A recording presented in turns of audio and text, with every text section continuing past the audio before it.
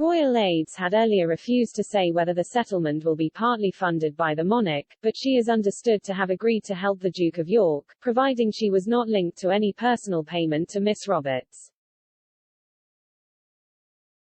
A source told the Mirror, she could not be seen to be making a payment to a victim of sexual assault, who accused her son of being an abuser. But a deal was structured in such a way to arrange a sizable financial contribution to the settlement by way of a charitable donation instead. Details of the deal were not made public, but it is thought he has agreed to pay up to $16 million, £12 million, including a substantial donation to Miss Roberts's charity in support of victims' rights. Last night, questions remained about how Andrew would fund the settlement. Proceeds from the sale of his $25 million (£18 million) Verbier ski chalet had been earmarked as the most likely source, but the deal has yet to go through. Pictured, Prince Andrew, right, with his daughters, the Queen, Prince Philip, the Queen Mother, and other members of the royal family in 1990. Buckingham Palace refused to deny reports that the Queen would help fund the payout through her private Duchy of Lancaster estate, which generated $31 million (£23 million) last year. The royal family also receives part of its wealth from the taxpayer-funded sovereign grant, which is given as a single payment every year by the government. But that money is given to the Queen to cover the cost of the family's official duties and would not be used for personal needs. Pictured, members of the royal family at Buckingham Palace on July 10, 2018, Ian Murray, Labour Scotland spokesman, called for transparency about where the money's coming from. He told BBC News, Prince Andrew has always maintained his innocence but will now not face a court of law to be able to determine whether that was true or not. He added the case had left a nasty stain on Prince Andrew and the royal family, and full transparency in terms of the settlement may go a very, very small way in trying to resolve some of the damage they've created. Labour's spokesman for domestic violence and safeguarding Jess Phillips said it is perfectly reasonable for the public to be told if their money has played a part in this settlement. She added, it would show a change of behaviour from the prince if he entered this phase with total openness and honesty. Pictured, the Queen and Prince Andrew on January 19, 2020, Harriet Wistrich, of the Centre for Women's Justice, said the settlement showed even the most powerful men were not immune from being held to account. She said, we congratulate Virginia Giuffre for her courage in bringing this claim and sticking with it despite the attacks on her character and credibility.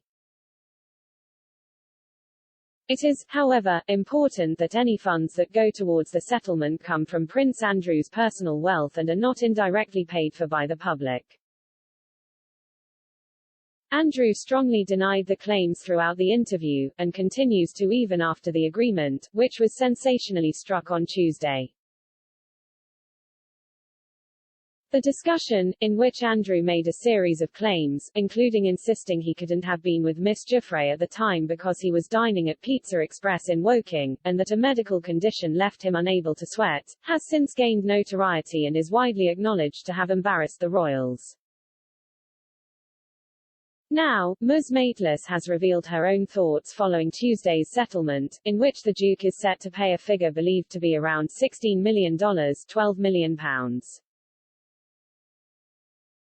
Writing for the BBC, she said, at the heart of the settlement is the biggest question of all, why is a prince who told me he had no recollection of ever meeting this lady now paying her what we understand to be upwards of £10 million, $16 million.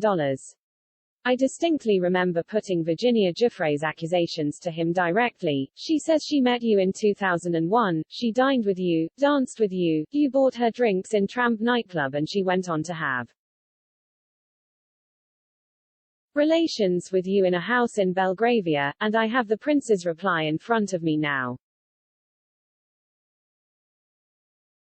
3 words only. It didn't happen. There are only 3 possible explanations then for the settlement. Either he was lying in that response, and remembered her well, or he genuinely had no recollection, and was adamant they hadn't met, only for his memory subsequently to be jogged, or that he maintains his innocence, but feels the weight of legal and public opinion against him now make settling the easier option, albeit without accepting any liability.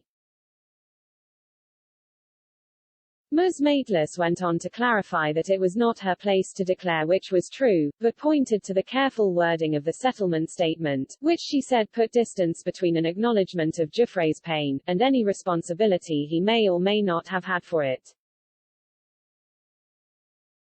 She also admitted she was journalistically disappointed that the case, and the full story, will not be played out in court.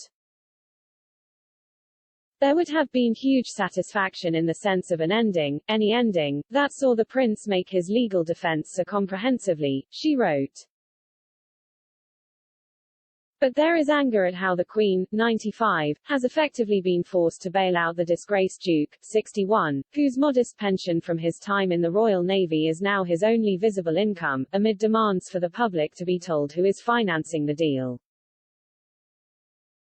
Andrew has been dogged by questions over the source of his wealth for years, and is believed to have relied on handouts from the Queen, personal investments and bequests from relatives such as the Queen Mother.